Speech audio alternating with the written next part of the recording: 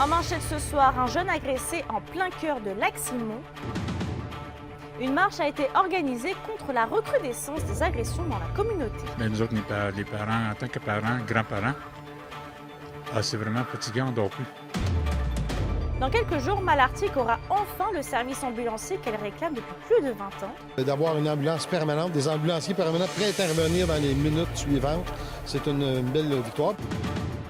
Et Sophie Dupuis remporte le prix du meilleur film canadien. J'étais avec tous mes comédiens qui m'avaient accompagnée à Québec et on a reçu le courriel, on s'est dit ça et on a tous hurlé de joie.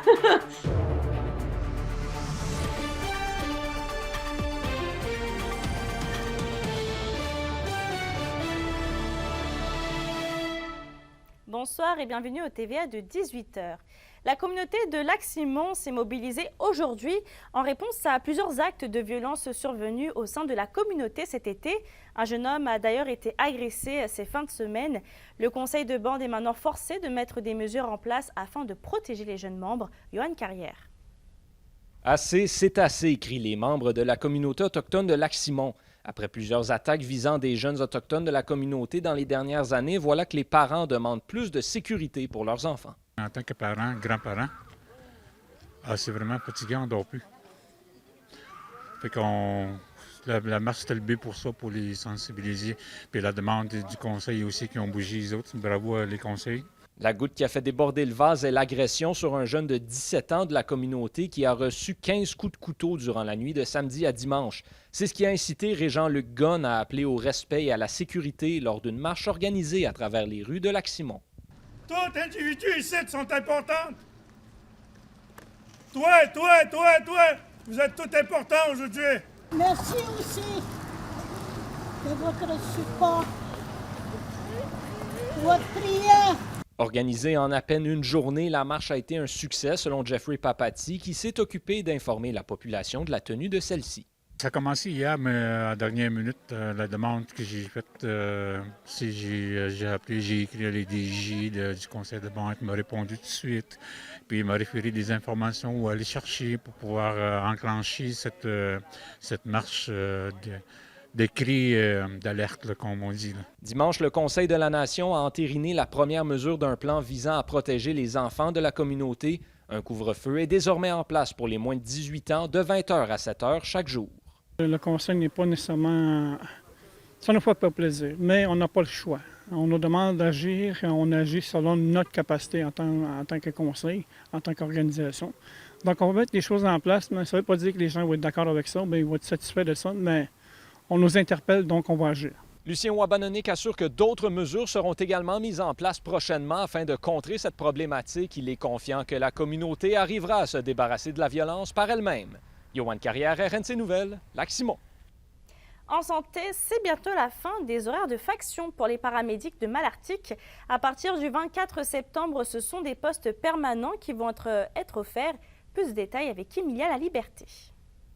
C'est une victoire pour la MRC de la Vallée de l'Or qui travaillait sur le dossier depuis plusieurs années déjà. Les paramédics de Malartic vont désormais pouvoir travailler sur des corps à l'heure et offrir un service 24 heures sur 24. Pour le maire de Malartic, Martin Ferron, c'est un soupir de soulagement. D'avoir une ambulance permanente, des ambulanciers permanents prêts à intervenir dans les minutes suivantes, c'est une belle victoire. Ce sont Malartic, Rivière-Éva, mais aussi l'hôpital en santé mentale qui effectue des transferts partout dans la région qui vont pouvoir bénéficier de cette nouvelle entente. Ces nouveaux horaires à l'heure sont un facteur attractif pour le recrutement des paramédics dans la région, comme l'affirme le député d'Abitibi-Est, Pierre Dufour. Bien, je pense que ça l'aide au recrutement. Vous le savez, tout le monde veut essayer d'avoir des horaires. On le sait que c'est souvent un point d'ancrage pour plusieurs emplois aujourd'hui au niveau des horaires. Donc, d'être capable d'avoir ce type d'horaire-là maintenant au niveau de nos ambulanciers, bien, je pense que ça risque d'être un élément qui peut changer la donne pour faire le recrutement. Pour Félix-Antoine Lafleur, le président du Conseil central de l'Abitibi-Témiscamingue, nord du Québec, c'est un réel succès syndical.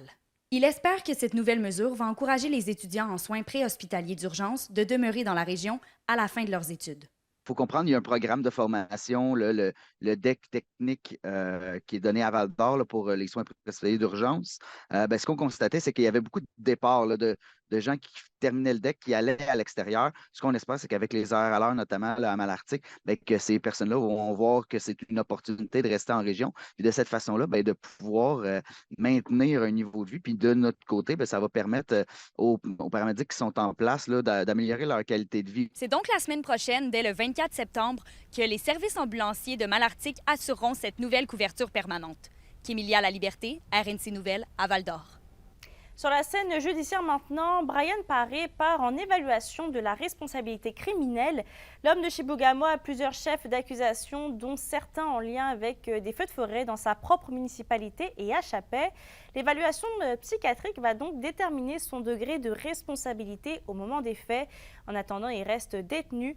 L'individu de 37 ans reviendra en cours le 3 octobre prochain au palais de justice de Chibougamau. Bonne nouvelle, Ethan Piché a heureusement été retrouvé sain et sauf à Val-d'Or selon la Sûreté du Québec. On rappelle que l'adolescent de 14 ans avait été porté disparu depuis jeudi dernier près du boulevard Forêt. On passe en politique. Après les députés de l'Assemblée nationale à Québec, voilà que ce sont ceux de la Chambre des communes à Ottawa de reprendre leurs travaux. Les bloquistes Sébastien Lemire et Sylvie Bérubé tracent les grandes lignes de leurs priorités. Un reportage d'Anthony Dallaire. Peut-être c'est enfin un empressement d'agir de la part du premier ministre. Et ça, il était temps. Beaucoup de dossiers ont stagné lors des dernières années, selon les députés fédéraux de la région. Au jour J de la reprise des travaux parlementaires, on se dit prêt à talonner le gouvernement Trudeau. On va relancer toutes nos lettres pour les ministres pour pouvoir revendiquer les besoins de l'Abitibi-Témiscamingue. Évidemment, ils sont très forts au niveau du logement, au niveau des infrastructures de loisirs, au niveau de l'agriculture, au niveau du transport aérien régional. Ça, il va falloir avoir des solutions concrètes. C'est une compétence fédérale. Pour Sébastien Lemire, la crise du logement, le coût de la vie et les soins aux aînés sont les thèmes qui devront être de toutes les discussions. Oui, il va falloir accélérer les choses, mais c'est un enjeu de volonté politique.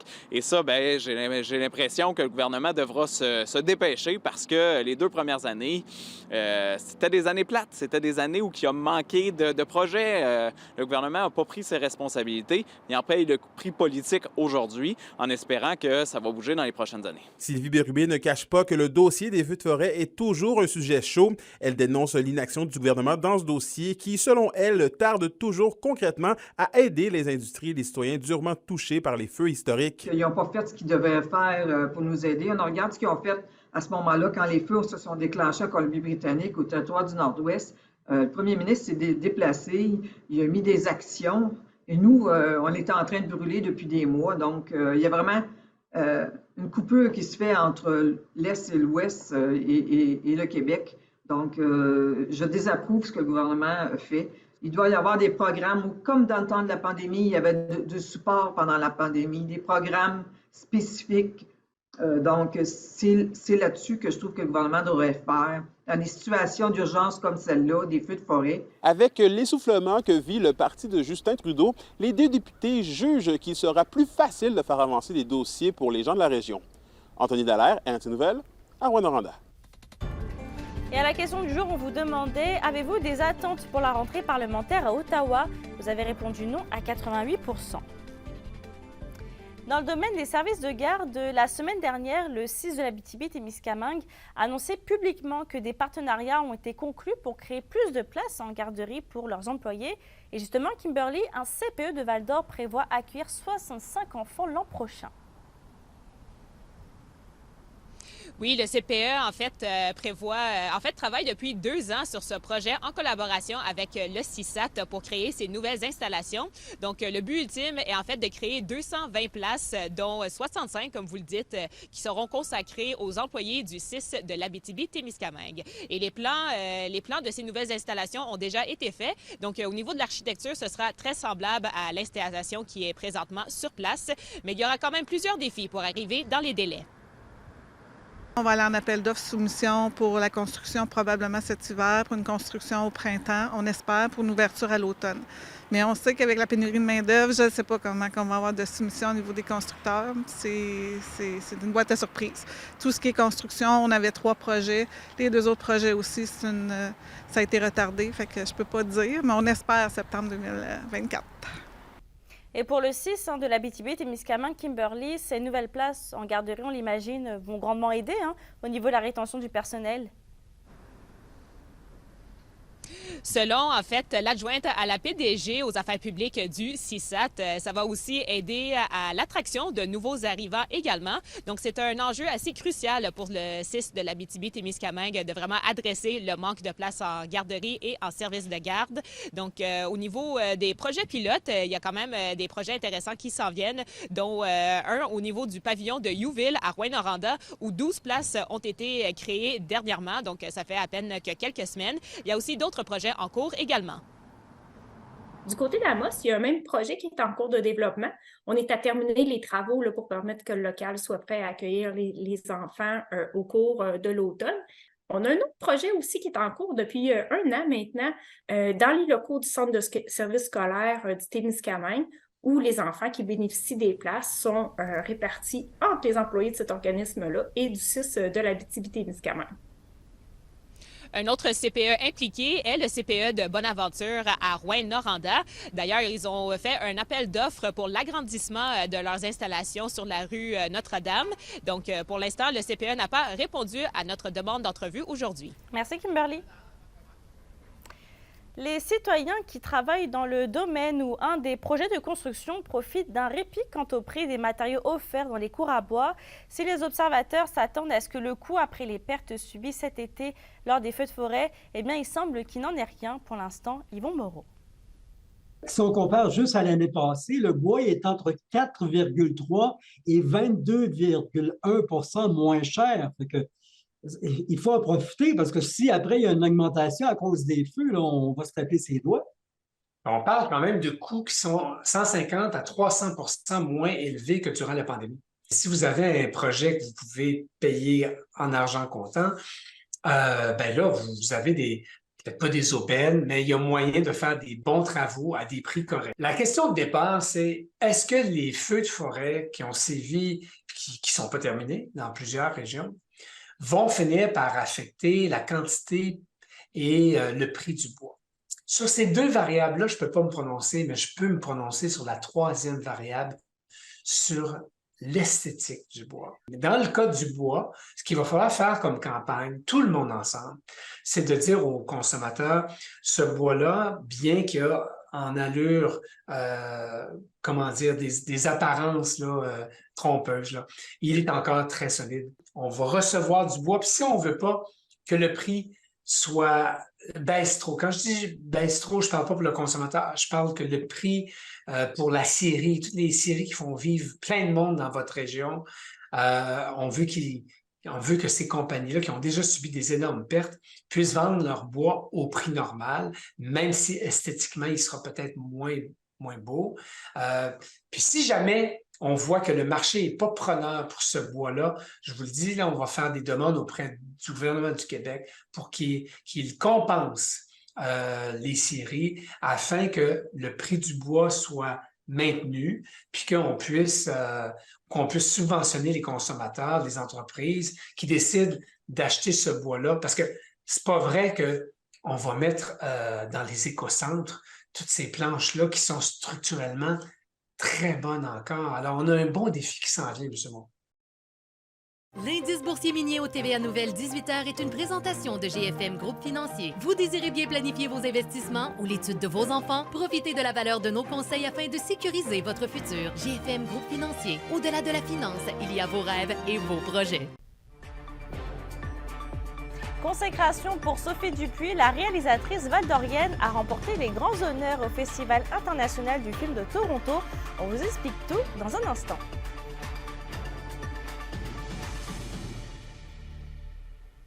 Les SADC de l'Abitibi-Témiscamingue et du nord du Québec vous présentent la bonne nouvelle économique TVA. Le complexe récréotouristique La Bannique ajoute 4 nouvelles chambres à son offre d'hébergement. Confortables et luxueuses, elles sont dotées d'une cuisinette, une salle de bain complète, un balcon privé et une vue sur le lac Témiscamingue. De plus, afin d'offrir à sa clientèle d'affaires et touristique un séjour parfait, La Bannique propose un menu léger et une section pub dans son tout nouveau bistrot Clo-Clo. Les SADC, partenaires de l'économie de la région.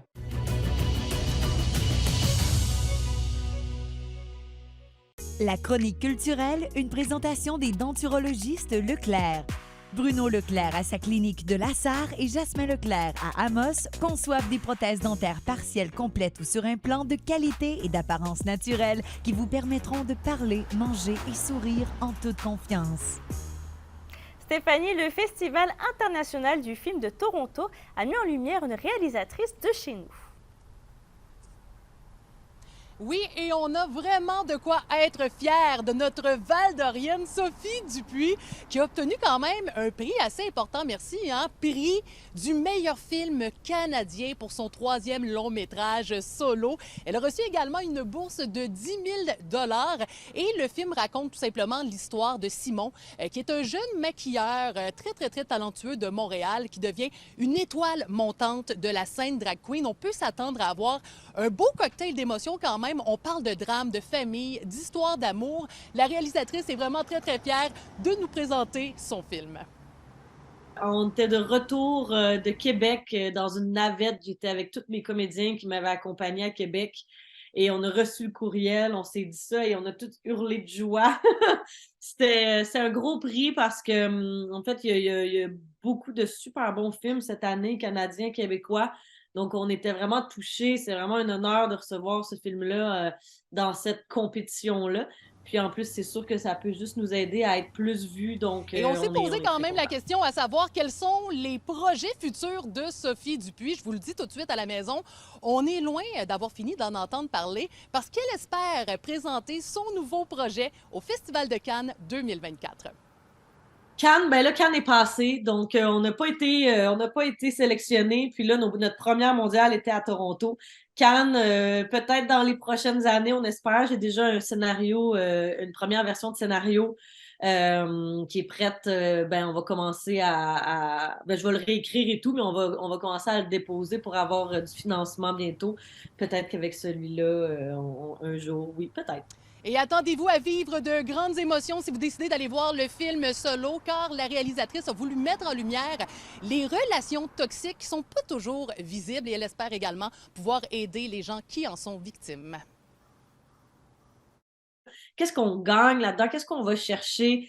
C'est quoi les bons moments aussi d'une relation toxique qui fait qu'on reste là? J'avais envie de présenter un personnage fort, lumineux, parce que des fois, on a l'impression que les gens qui tombent dans ce genre de relation-là sont des gens faibles, mais c'est pas du tout le cas. Donc, je voulais montrer comment ça peut être insidieux, comment la toile d'araignée, elle se forme très bien, finalement, autour de quelqu'un, puis qu'on s'en rend pas compte. Puis voilà, j'avais envie d'explorer ça. Puis aussi, c'est ça, j'ai mélangé ça avec une autre de mes passions qui est l'art de la drague, qui est pour moi un art tellement complet. Donc, pour les intéressés, je vous invite à venir voir son film qui est disponible partout au Québec. 18h45 ce soir au cinéma Paramount de Rouyn-Noranda. Regardez-moi ça, comment c'est beau, Mélissa. Oui, c'est vrai. Merci. Merci, Stéphanie. Les Titans de Témiscamingue dans la GMHL ont retiré le chandail numéro 31 d'Éloi Bouchard. Une soirée remplie d'émotions pour le jeune joueur de hockey. On vous fera revivre le moment dans un instant.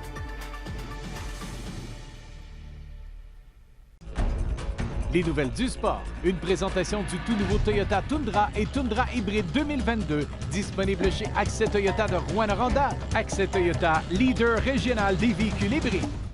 Dans la LHGMQ, les Huskies de Rouyn-Noranda finissent sur une belle note le calendrier préparatoire avec une convaincante victoire de 7-2 contre les Foreurs de Val-d'Or vendredi dernier. Bisonon et Thomas Verdon se sont tous les deux illustrés dans le gain de la meute en récoltant tous les deux 5 points.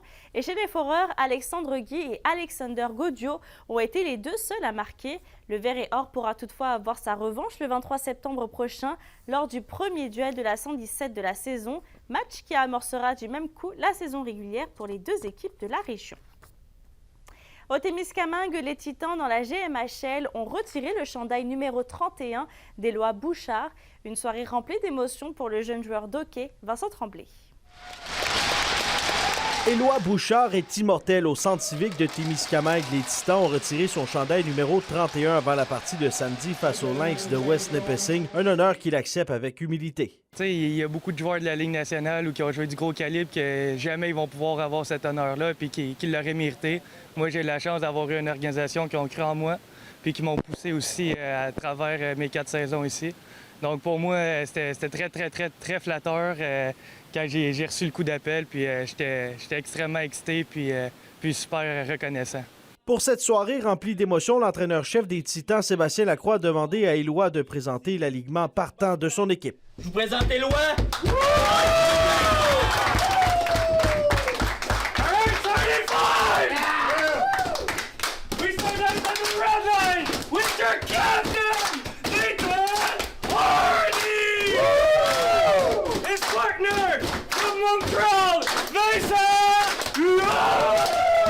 Pour le directeur général François Harrison, le numéro 31, désormais immortel, était le coéquipier ultime.